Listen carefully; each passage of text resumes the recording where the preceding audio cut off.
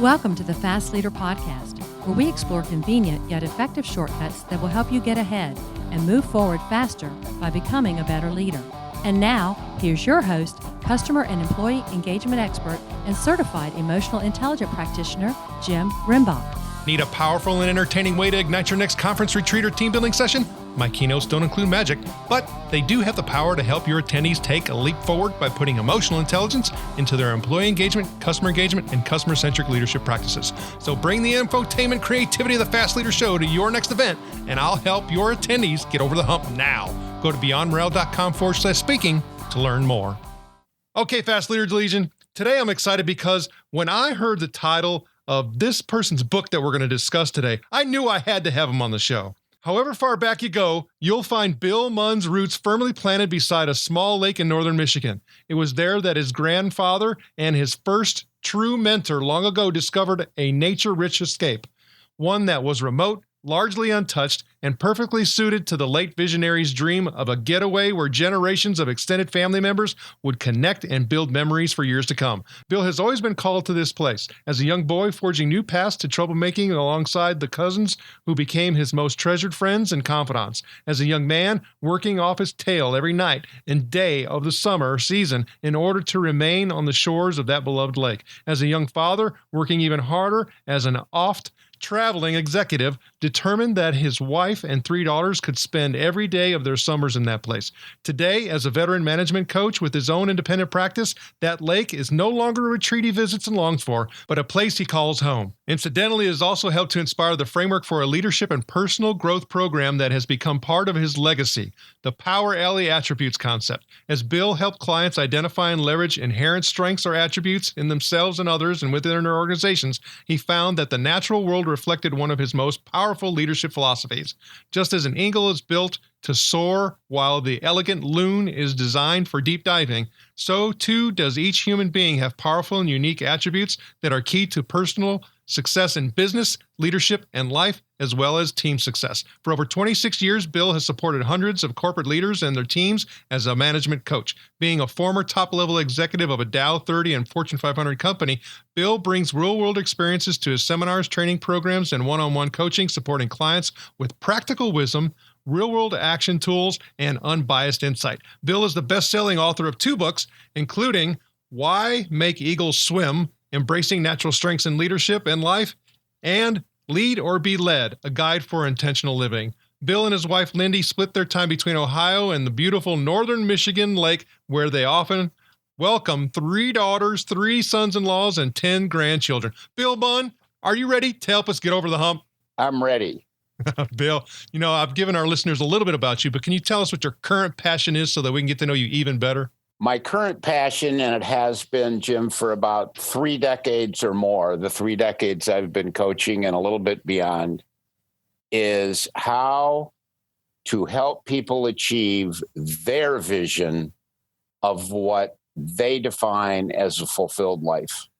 Bill, there's so many things that I want to talk to you after going through and reading the book, Why Make Eagles Swim?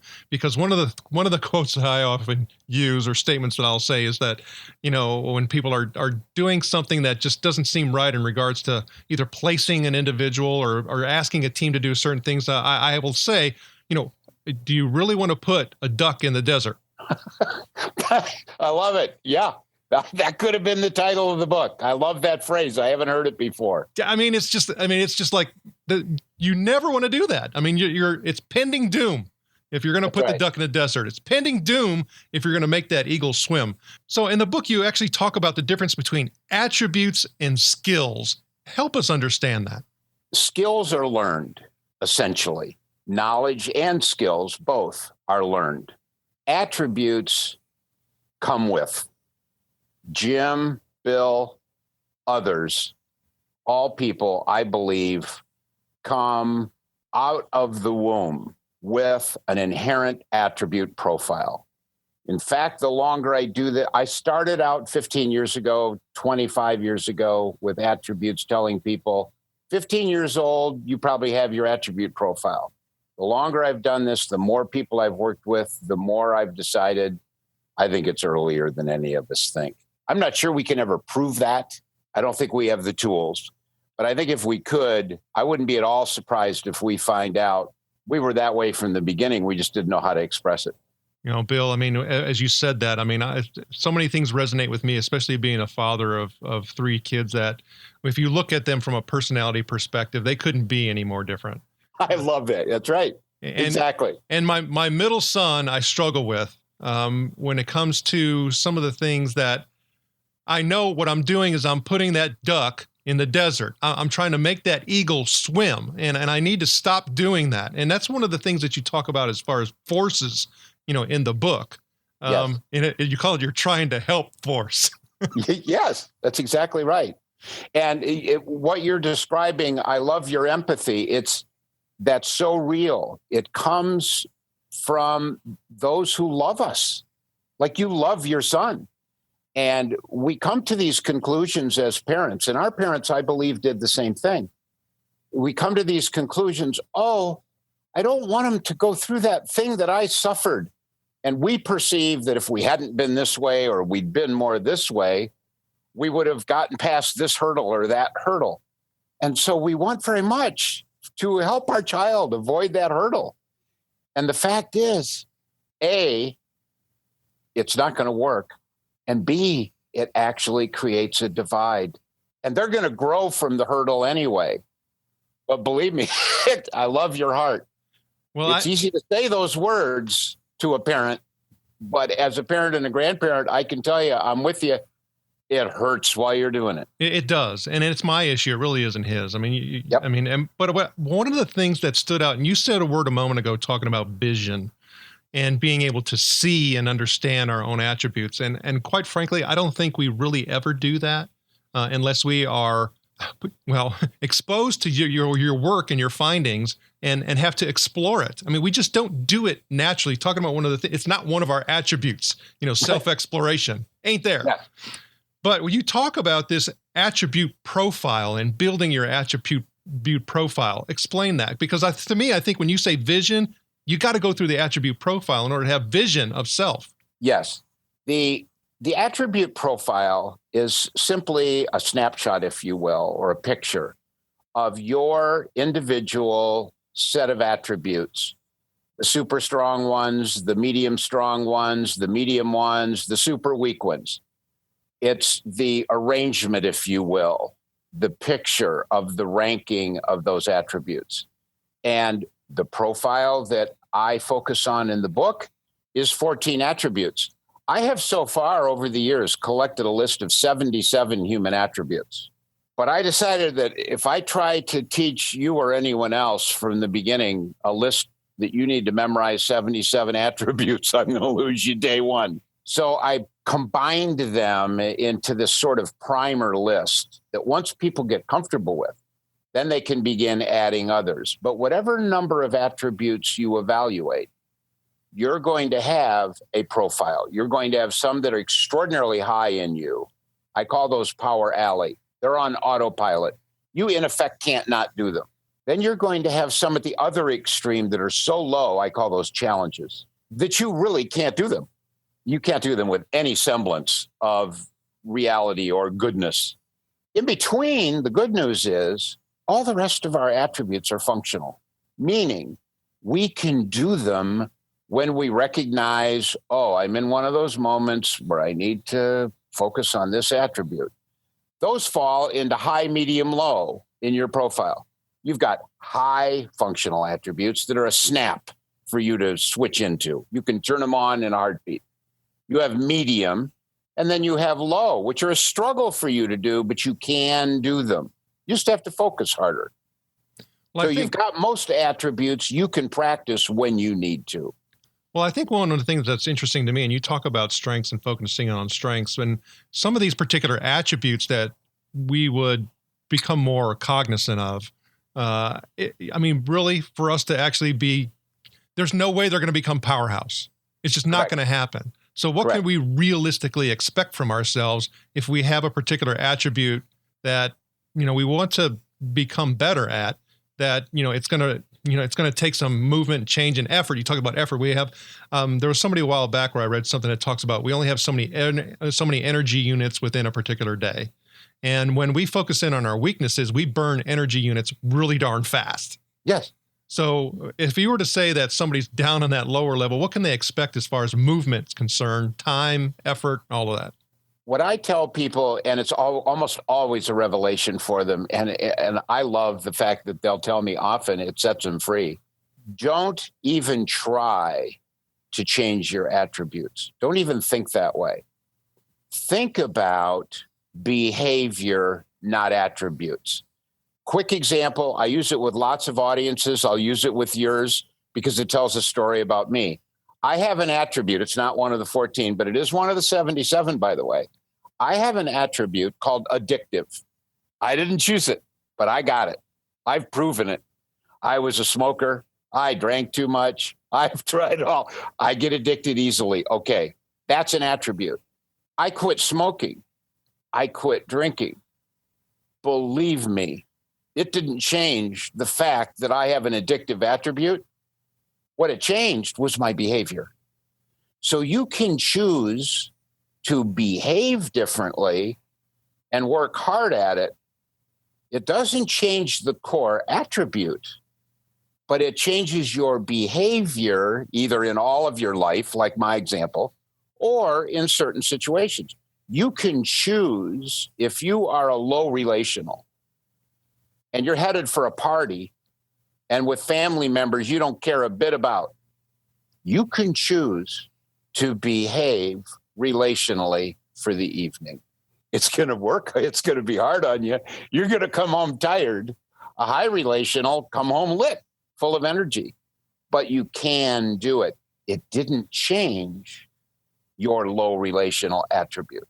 That's a really good point. Well, one of the things that I found interesting is I haven't had the opportunity to fully read the whole book yet. So I did a light skimming, but it caused me to definitely want to go deeper and as well as explore a little bit more about myself. Is that you started breaking down using the attribute profile, things that occur within somebody's day, life, events, and things like that, and helping them understand the whole, the power piece, the, not strong in a particular attribute piece, so that they can actually set a better course of action. To me, I think that is extremely powerful because there's so many people who are saying, well, I don't know what I want to do. I'm not happy. I feel lost. I didn't, what direction do I need to go in? I think this would help.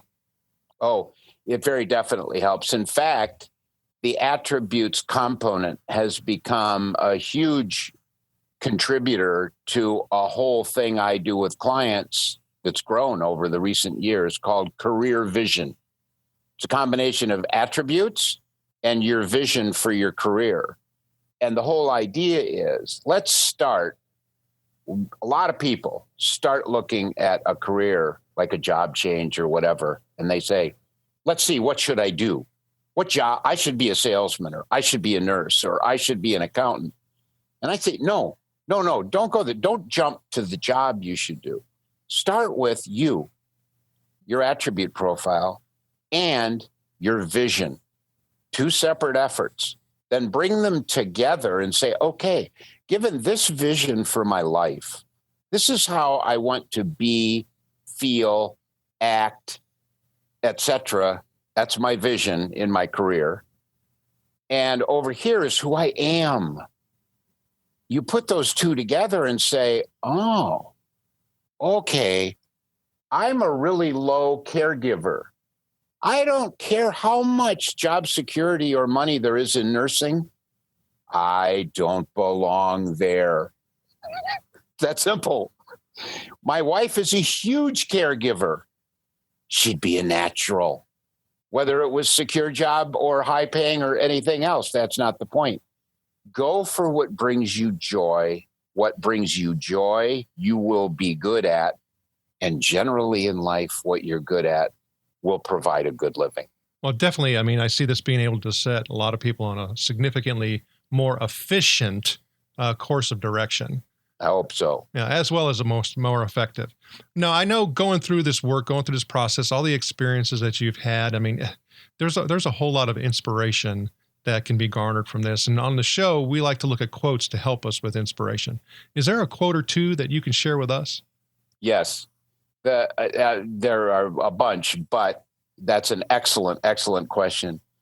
The core quotation that I think speaks immediately to my vision for people from the attributes concept is the entire cosmos, with one insignificant exception, is made up of other people.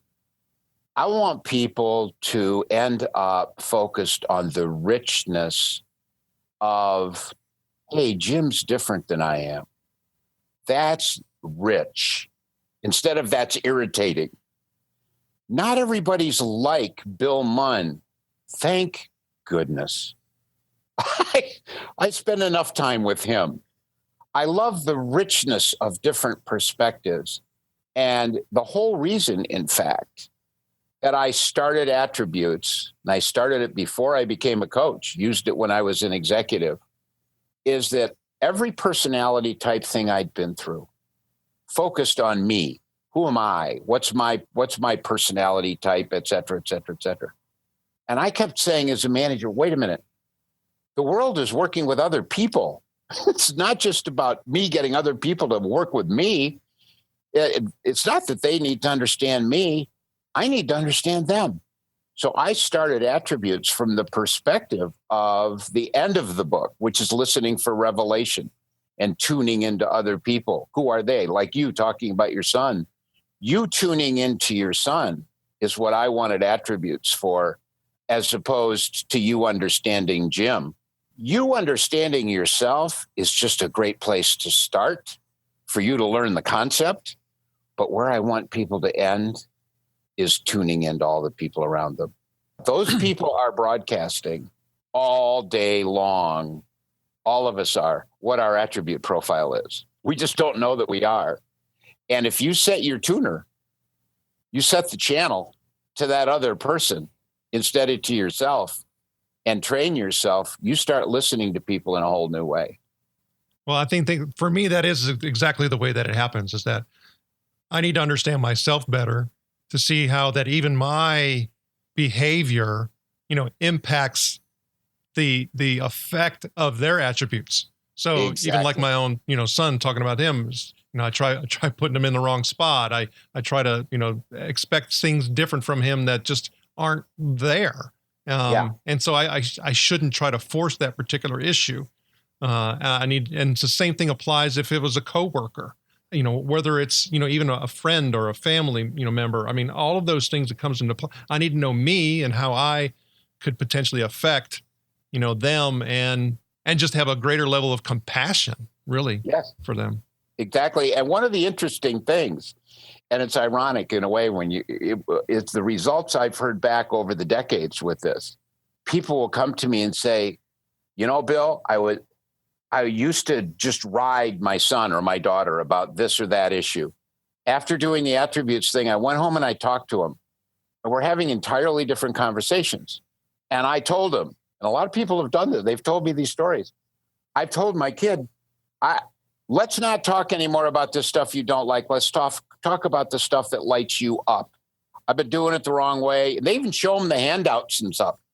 Interesting reports back 6 months later, a year later, because I'm with these clients on an ongoing basis. Jim, they report back to me, you know what?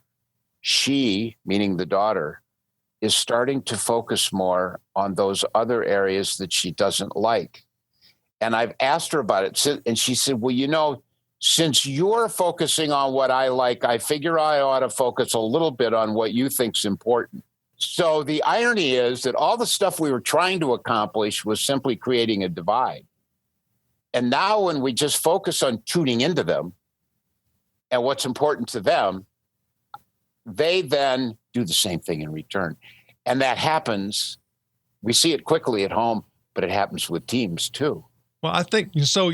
I'm glad that you shared that, because there's one of the things that I like to talk about is that, we always talk about trying to get people to buy in, right? Buy into our vision, buy into our plan, buy into their job response. Buy in.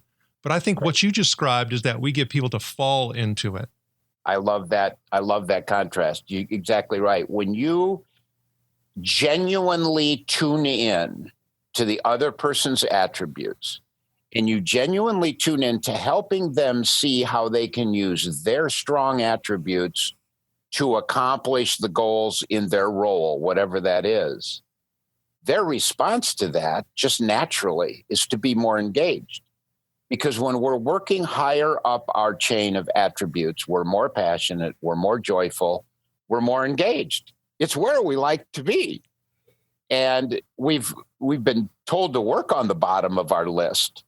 But now you've got someone, this boss, with this new revelation, and he's asking you or she to work on the top of your list. You say, wait a minute, someone's asking me to have fun. And engagement and joy and passion feed right from that quite naturally. Definitely. So I know that, throughout the course of your career, kids, family, traveling, your work, there's a lot of things that, you've had your own opportunities to learn from. And we talk about getting over the humps on the show. Is there a story that you can share with us that when you had to get over the hump? Oh, yeah. In 2000, I was soaring financially, but I was not focused on what I was best at, which was helping people. I was so tied up in my mind with financial security, and I found less and less fulfillment, less and less happiness in what I was doing. I was doing it well, but less and less happiness. I was getting miserable. I recognized it. So who were you with and what were you doing at the time? We had 3 children. They were in college age and early young adulthood. We had a big home and we had a happy marriage. We had good financial security. The financial rewards had been substantial, but I knew that the underpinnings just weren't right for me and for who I was. I turned the business around to focus it on helping. I started doing a lot more pro bono coaching. I started giving away a lot more money. And what God did with that was just what I'd asked for. He took away a huge portion of that pile, I call it, my financial security. And our finances went south. We lost clients. We lost savings. Stayed the course, stayed with it, kept praying heavily. And I stayed focused on, I'm going to help people. I know this is right. I was happier than I had ever been, more joyful deep down. But the surface stuff looked like a train wreck. We got real close to the very end by 2006. And I mean the end of savings, the point where we might have to sell our other home. Talk about poverty, right? My poverty was that I might have to sell a second home. I love American poverty. Got there, got to the edge of the brink, and then things started taking off. I'm now 71. That was 11 years ago.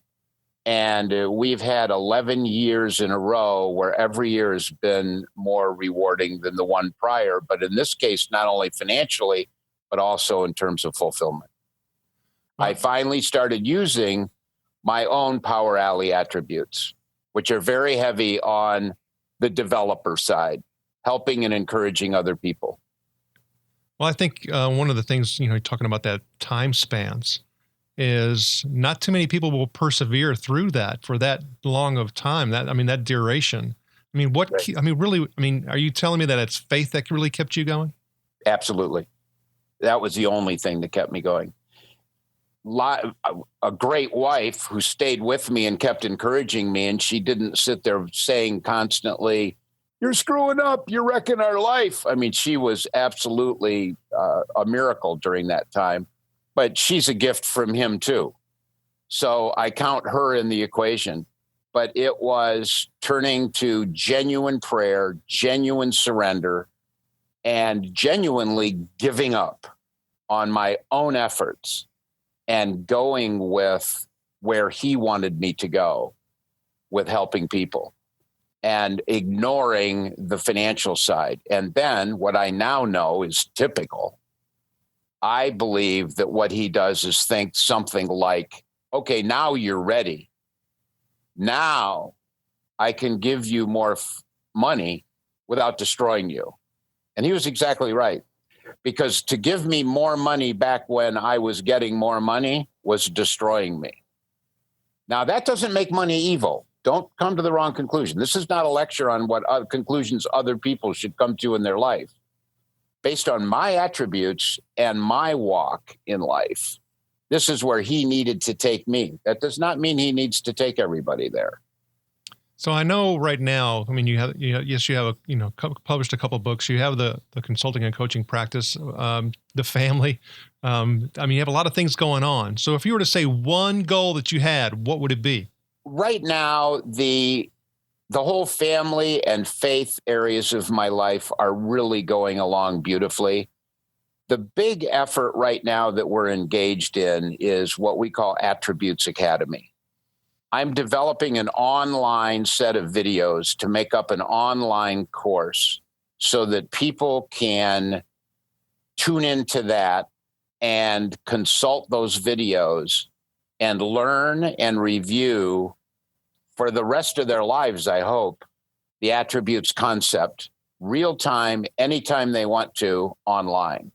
One of the disadvantages right now up until the book, one of the disadvantages was with the attributes concept is that the only people that got exposed to it could afford my coaching.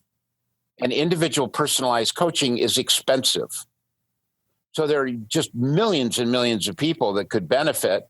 The book is a tool. The Attributes Academy is to take those people who, when they finish the book, would really love to get more engaged in this.